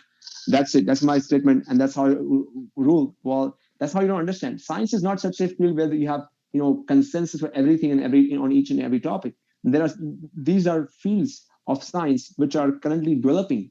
People are trying to understand it. They're trying to understand why mediums are able to produce such findings. They're trying to understand why such experiments, why was this experimental result, why we had this result in the experiment. So instead of being, closed-minded, hey, everything is bunk, anything non-natural is bunk, but being open and trying to understand why this happened, how this happened, and trying to understand it better, that's how the scientists are moving forward. But they're not closed-minded and just saying, hey, an expert says it is fault, everything else is corrupt, everything else to be thrown out. Right. I agree with most of what you said there. The problem is that we know a better explanation for that, which is psychological priming, which is why James Randi can replicate all of the results by being just a fake magician, unless you think he's also a medium. So James Randi hasn't done anything towards this reincarnation research, to my knowledge.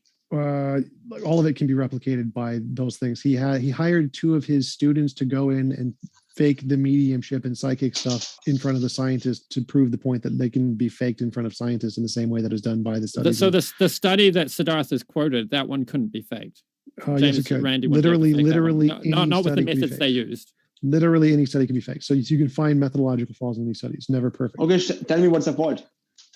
I'd have to look at the study again. You need to ask the people who are experts in the field who are qualified to do this. You need to convince them.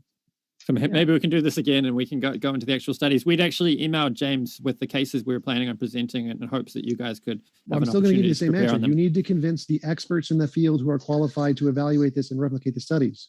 So I've got 2 responses to that. One is I've got 2 quotes here which are positive from experts in the field. So the Journal of the American Medical Association reviewed one of Dr. Ian Stevenson's books in 1975 and stated that in regard to reincarnation, he has painstakingly and unemotionally collected a detailed series of cases in which the evidence is difficult to explain on any other grounds. An additional Carl Sagan, the late astronomer, was very skeptical of non-mainstream work, but wrote, "There are 3 claims in the parapsychology field which in my opinion deserves serious study, with the third being that young children sometimes report details of a previous life which upon checking turn out to be accurate and which they could not have known in any other way than reincarnation." And the other point is I can present a plausible hypothesis that religious people aren't the only people who are religious. Scientists also have views which they like to believe, which they hold strongly, which they're skeptical about evidence against, which they hold different standards when viewing evidence against their views than when viewing evidence for their views. So this isn't a conspiracy theory. This is just human nature. People tend to, confirmation bias, groupthink. Their careers are also dependent on them towing party lines. If somebody comes out and says they don't believe in evolution, they can lose their job at a university, for example. There's a lot on the line. If you can argue for what people want you to argue for, you get promotions, you get grants, and so on. There's so many factors at play. So I'm not saying that I need to prove this. I just need to say this is a plausible hypothesis. Then the debate becomes, let's look at the actual evidence. So it's not. It's not a plausible hypothesis. I mean, you can say that, but you'd have to demonstrate. So I did. So I mean, everything you said is more plausibly explained by their parents psychologically manipulated them, and the studies were manipulated. No. What I'm saying is a plausible hypothesis is that scientists can have some degree of bias, or there's pressures on them which cause them to say certain things or have certain opinions. That's not a plausible explanation. So again, if there's a better how is it explanation, not plausible?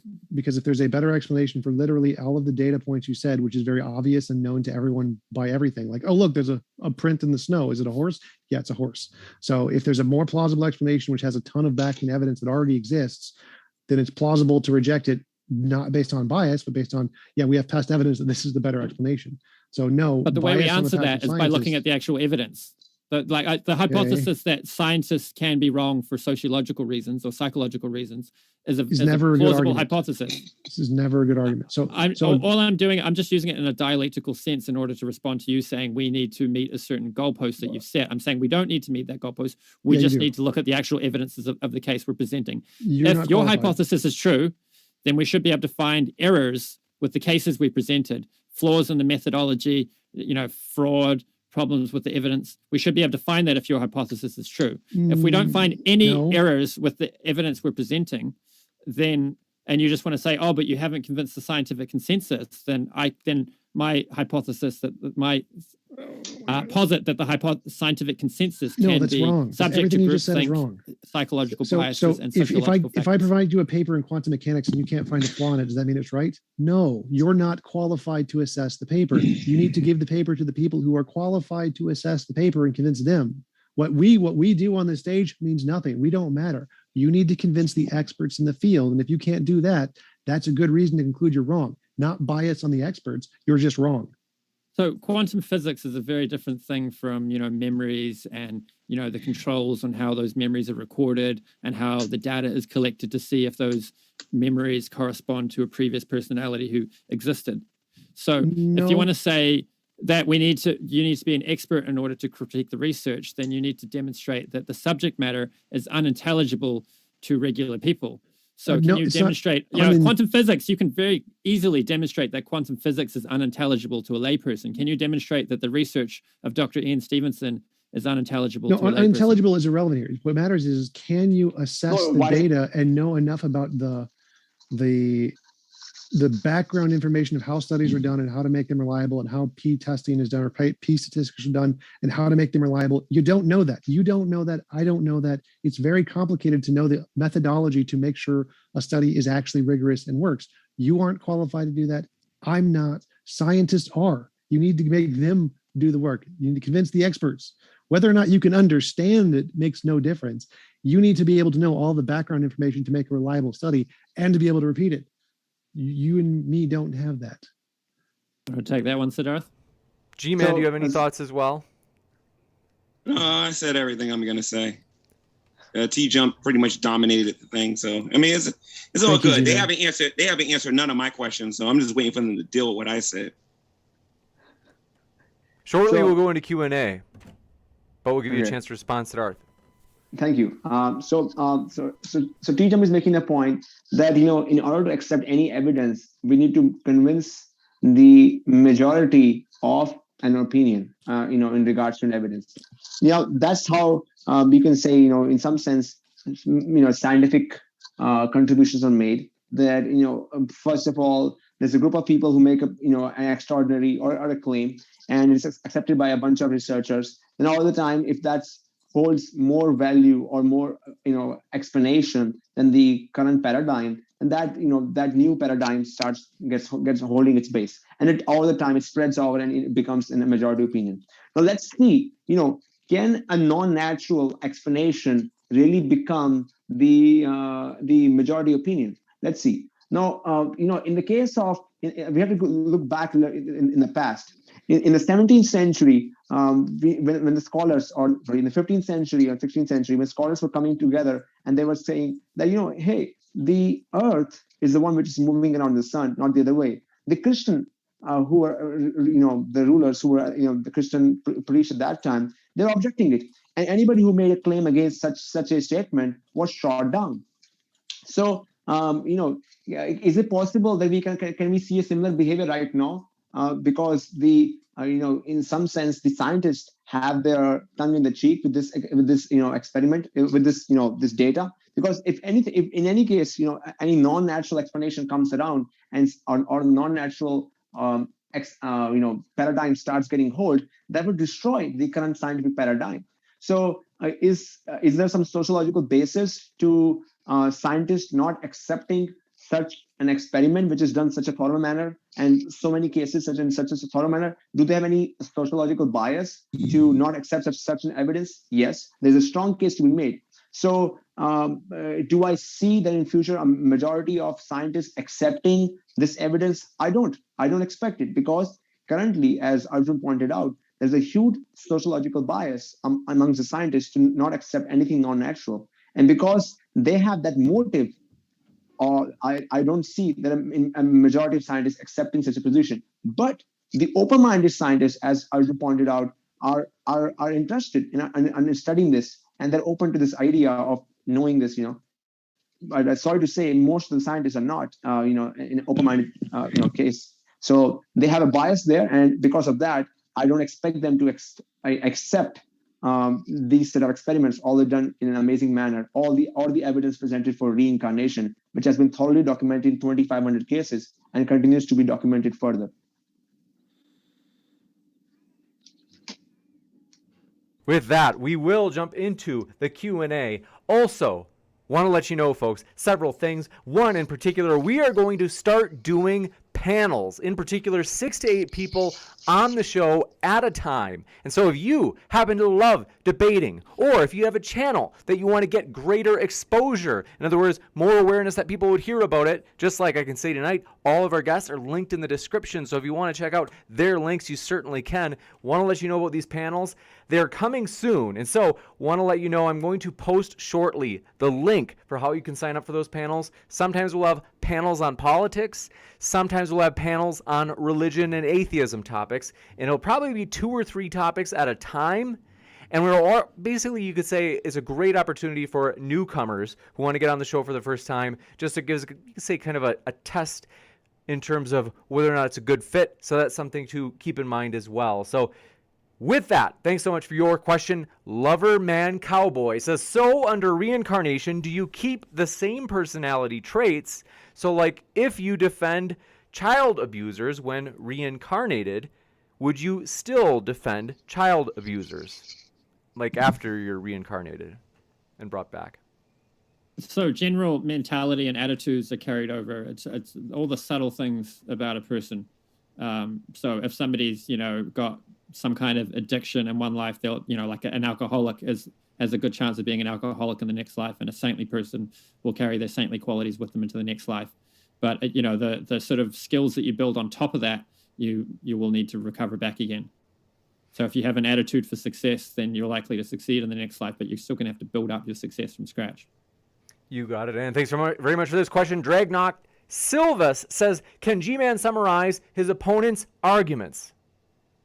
G-Man, what do you think Sidharth and Arjuna would say if you were going to give a gist type of summary?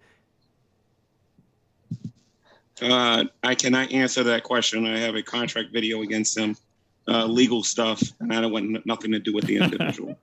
Nice save.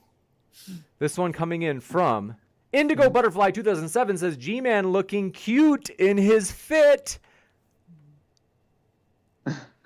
What is fit? What does that mean, G-Man?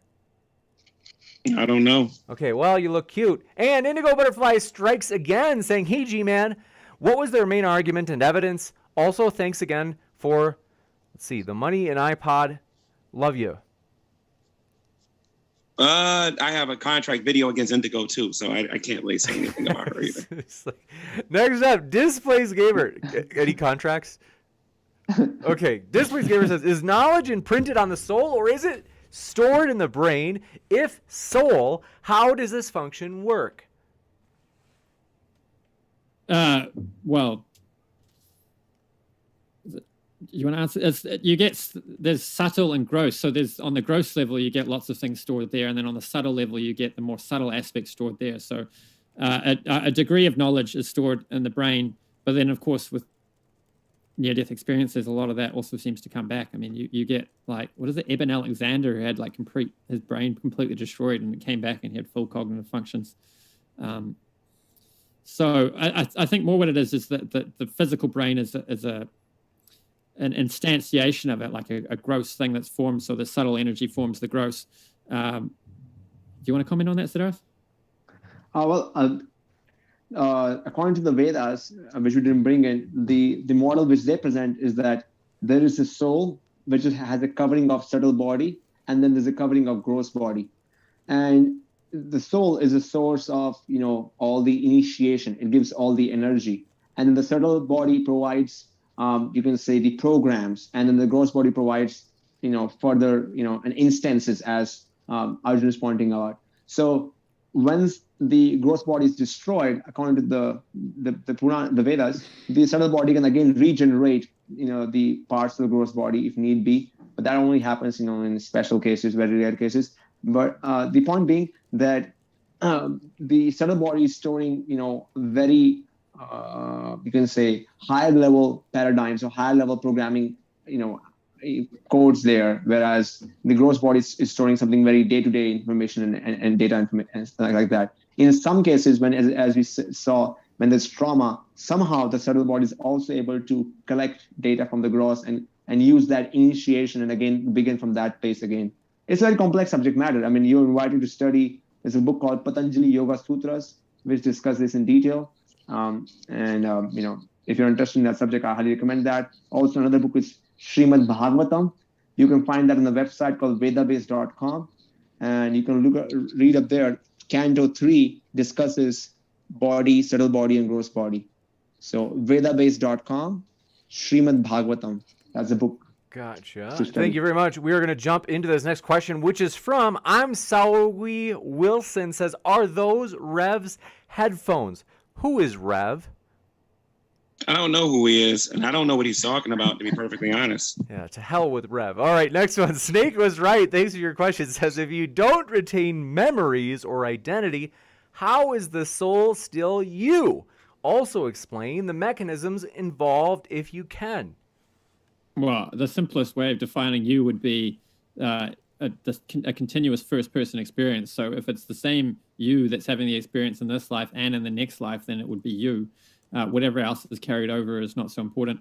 The soul is said to have an identity, a spiritual identity, which is covered over. So none of these identities that we have in any of these bodies is actually who we really are. It's just a dressing that we put on. So the fact that we lose a dressing and take on a different one, if I get out of one car and into a different vehicle, I haven't changed who I am. I've just changed the vehicles. You got it. And thank you very much for this question coming in from Snake was right. Says, if you don't retain memories or identity, how is the soul still? No, we got that one. Sorry. He just says that. Mo, thanks for your super chat, which was deleted. Do not attack the guests, attack the arguments, folks. Troll Toll says, pay the troll toll to get the boy's soul. That sounds weird. Is that one of your buddies, Tom? Next up, the next one, the biologist bum, thanks for your question, says, what happens when the sun burns out in 5 billion years and life on Earth is extinct? Where do our souls go then? You want to answer, Sidharth?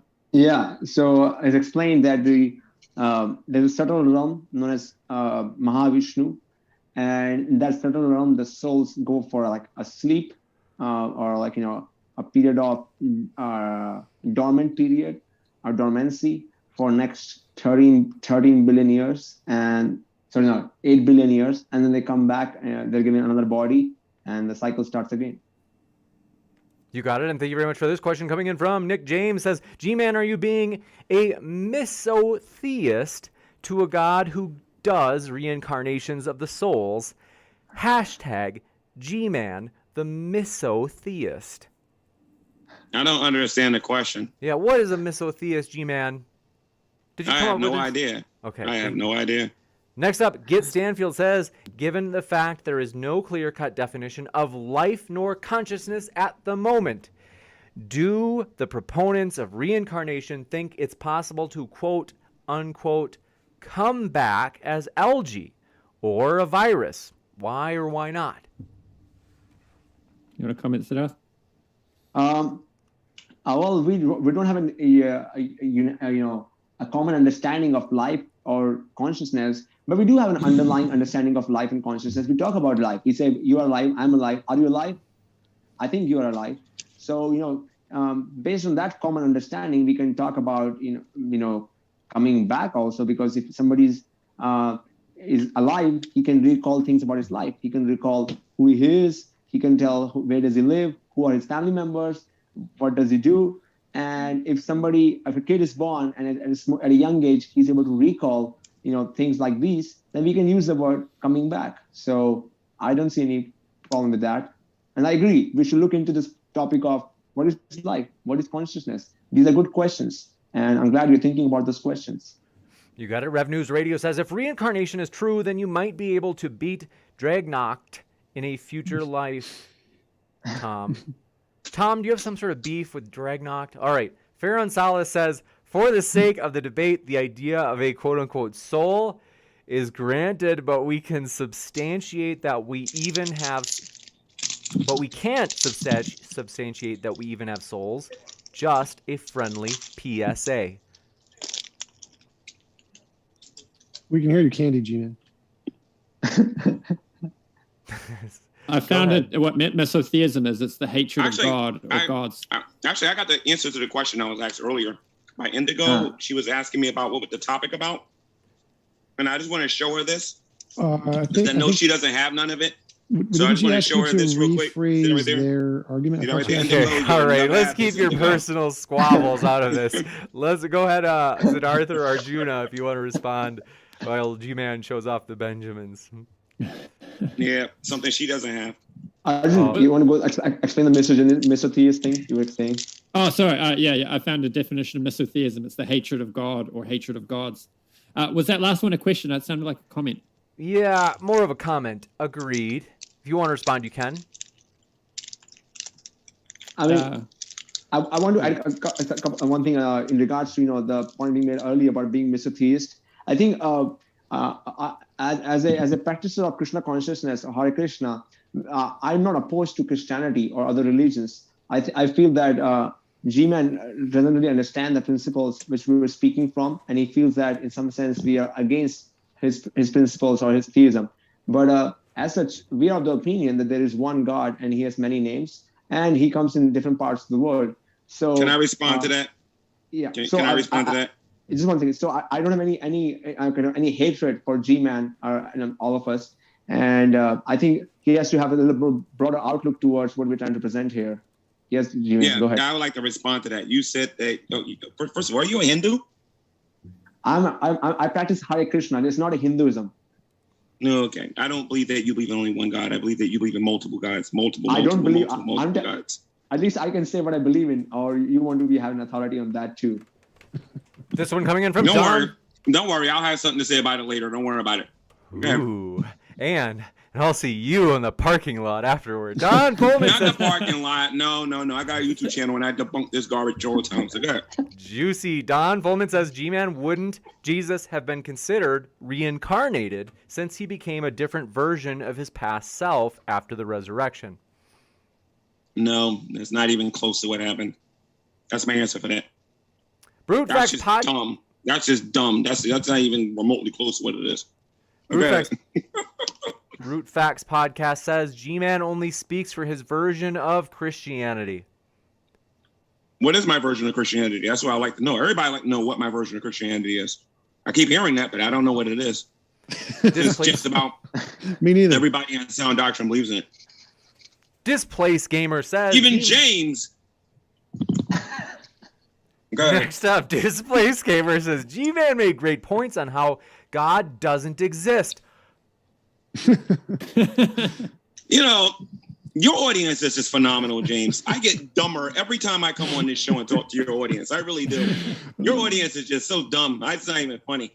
Anyway, let's continue.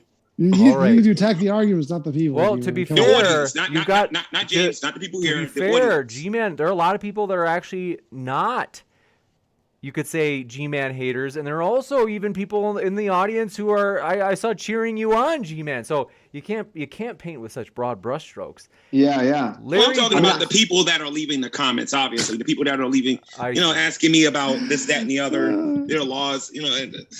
You got it. Larry Door's Muslim stepdad says, "Don't make me." If it's not serious, I don't even want to hear it. Wait, is Larry Door like one of your friends? Like, I don't even want to hear it if it's not serious. If they ain't got nothing to say about the debate, I'm not even answering. I'm just going to troll them. Well, hold on. This happens to be very serious, G-Man. Just let me read this, and you can let me know if you think it's serious. This one, coming in from Larry Door's Muslim stepdad, says, "Don't make me spank you like your sister, G-Man." Okay, I'm sorry. G-Man, come on, it was a joke. We know that you didn't spank anybody. Okay. They also said, G-Man not paying attention is why he got beat. I gotta say, G-Man, I've never had a debater. I hate to give you a third degree here, ganging up on you. I've never had a debater who, in the live chat of his own debate, said the debate is boring. But, well, we'll give you a chance to respond, G-Man. Yeah, basically it was one person talking. And I was just sitting here listening, and I was listening to the same old, and no disrespect. I mean, actually, can I get about 3 minutes to respond to this, if you don't mind? Fair. Yeah, I'm used to debating against atheists, and no disrespect to the people who were debating. If you would have just said, that science can't explain everything, you would have killed this guy. I don't know why you guys didn't say that to him. You guys should have said that there are other ways of going about proving that things are true, and you guys kept going with the science. So, if I was on your side, that he would have abandoned that science nonsense a long time ago. The moment I would have brought up scientism or whatever. So, the bottom line is that I was sitting here listening. Well, I do actually pretty good in my debates with atheists, and honestly, I wouldn't have been talking as long as you guys would have been. I just wouldn't have. I would have presupped them. That's what I would have did, and then it'd been over. This one coming in from Stanley Williams. By the way, folks, in all seriousness, G-Man, are you still interested in a debate with? I could have sworn I actually had a fellow reach out to me. I want to debate with TJump. I want to debate on TJump on whether or not God exists. That's what I want. Do it. I want to debate with him whether or not God exists or not, and I want him to try that scientism nonsense with me. We'll see what we can do. And I would love to do that. Set that up for next week, please. Stanley Williams, 19,000 K says, can G-Man steelman his opponent's arguments? No, he cannot. Can G-Man do what? Steelman, in other words, represent Arjuna and Sidharth's arguments. Yes, I in can, the most but I'm not strong going to. way. Yes, possible. I can, but I'm not going to do it. Nice. I have a girlfriend, but she's in Canada. Why is it? So, G-Man, like, what if we, we give you just like a few, even if it's in a few sentences, like. No, I can do it, but I'm not going to do it.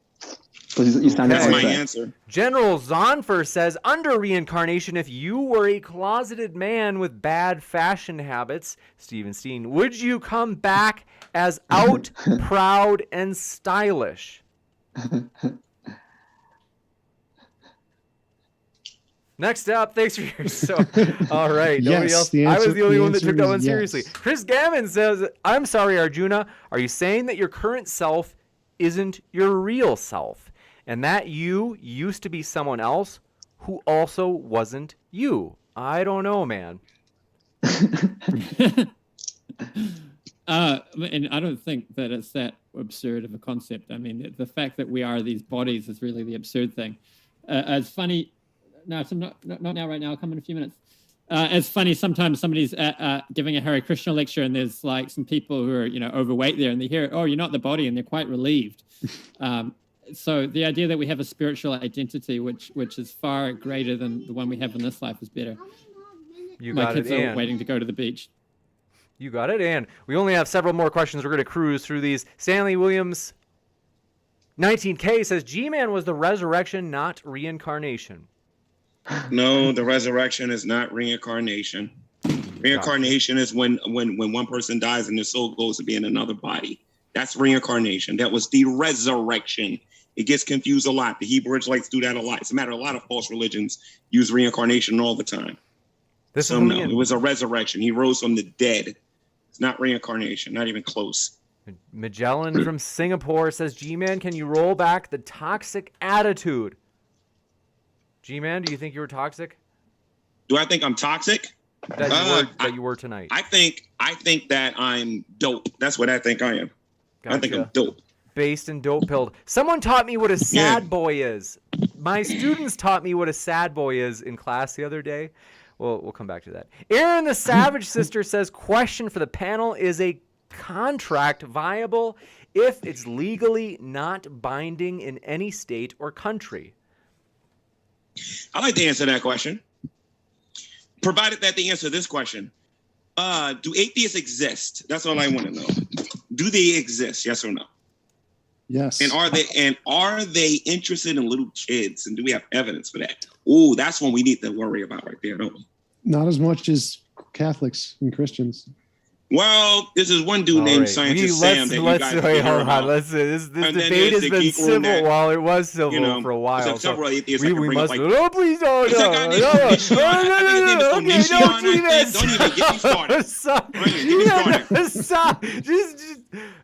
I just don't want to get our first strike. We don't have to go there. Okay, this one coming in from Karag Nightwolf. We'll accuse groups of that later. All right, Karag Nightwolf says, I'd rather reincarnation be true than Christianity. I don't know who wants to respond. That don't surprise me. It's pretty consistent with Scripture. It actually proves the Bible correct at that point. Anybody who doesn't believe in Jesus is eventually going to believe that anyway. So, go figure. Me and a friend are working on an academic paper where we argue that reincarnation is a better form of purgatory and theology than the idea that, and then infernalism, where after this body, that's it if you get it wrong, or the Christian universalism, which we can't make sense of, because if you're not perfect after you leave this body, where are you going to go? You're just going to go straight to heaven? Are you going to go to another kind of purgatory? Anyway, David Anthony, you need to listen to that one because that was directed towards you. Anyway. Then all of G-Man's enemies out there. And Bubblegum Gun says, G-Man, I'm a polytheist. Would you want to debate me? No. Next, you heard it. Correct. Nightwolf says, we got that one. Buddy from the outside chat says, can G-Man give an example of an analogy? Well, I didn't even finish it, G-Man. I'm trying to have fun. No, All my answers to them is going to be no, and it's going to be something weird. So no. Oh, right. Magellan says, oh, goodness. Says, G-Man needs to be booted. He is just getting worse now. I have a feeling that came in about maybe one or two questions ago when G-Man... Booted? Yo, I would love for James to give me $1 million. James, boot me, man. Give me $1 million. Give me $1 million. I would love that. Is that Wait, like the new what? cool way of saying How like does that booted means giving $1 million? Yeah, it means you pay me. That's what it means. You pay me means I should get booted. I totally agree with you. I definitely will take that payment. That really Definitely. is like the slang. If I say I've never heard That's this. new slang of the day. Yeah. oh come on, G-Man, are you making this up? No, I'm serious. That is the new slang. Go to the hood. You'll hear all about it, man. Booted means you got to pay me. Is it like sad boy? It's like brand new. It's hot off the press. Have you guys heard Sad about boy. what a sad boy is? Sad boy is an interesting thing. You know what Sad boy is? Sad boy means sad boy. He be busting a rhyme like crazy, man. You gotta hear this new diss track Sad boy made about Miss Parker, man. All kinds of wonderful adjectives are gonna be used about her. What? Okay, last one. Thanks for your question. Buddy from the outside chat says, G-Man, did you thank Rev for the headset? I'm sure you did. G-Man's always polite. And also want to let you know. Rev. Thank you, Revelation News, for these headsets, man. Thank you. Anyways, let's go. So that is nice. If that's any of Buddies of the outside. Anyway, thank you, Buddy, for reminding me for giving permission for Rev for these things. Thank you, Rev. Let me thank you. You got it. And thank you very much. We have to let these guys go. What time is it there in Sidharth and Arjuna? What time is it in each of your locations? Michigan? You're in Michigan, Sidharth? Yeah, 11:30 EST. And Arjuna, where are you? It's 3:30 p.m. in Auckland, New Zealand. Can I say one more thing, James, if you don't mind? Earlier, I Yeah. was asked some questions, and I said I didn't know. That's called trolling, because I know what you guys are going to try to do that with later. It's trolling. So I just want to let you know that. I know what a misotheist is. I guess I can explain what these people's argument was, but I'm not going to do it because you guys don't care if I can do it or not. What's a misotheist? I care. A misotheist is someone that hates God. An anti-theist like yourself is somebody that hates religion, but you qualify for misotheism and anti-theism. You got it. I'm referring to TJump, by the way, not the other people in here. TJump's the only atheist in the room, so. You got it. Juicy, to say the least. And also want to say, folks, our guests are linked in the description. Our vision here is to provide a neutral platform so that everybody has their chance to make their case on a level playing field. So we want to encourage you, hey. Can I promote my YouTube channel, please? Can I promote my YouTube channel? Feel free. Thank absolutely. you. Okay. Everybody that is here, I want everybody to go and subscribe to GTV. I got the dopest diss track in the world that I'm uploading tomorrow. And it is directed towards this Jezebel named Miss Parker. You got to check it out, yo. This woman is going to get owned, schooled, and everything else in the book. All right. The feuds never end. So yes, that is linked in the description down below. With that, I'll be back in a moment with updates on upcoming debates. This one we just finalized today at the bottom right of your screen, folks. Human rights versus Sharia law. Which should we have? Muslim versus atheist. It's going to be a massive one. That's later this month. So, hey, folks, hit that subscribe button if you haven't already. And with that, I will be back in just a moment to let you know about other upcoming debates. And I forgot to mention, our guests aren't just linked here. Sidharth and Arjuna and Tom and G-Man are also linked in the description box for the podcast. So you can check out their links there as well, and I'll be right back in just a moment. Thanks so much, G-Man, TJump, Sidharth, and Arjuna. It's been a true pleasure. Thank you, everybody. Thank you, Jump. Thank you, G-Man. Yeah, no problem. Thank you, James. We'll be back in just a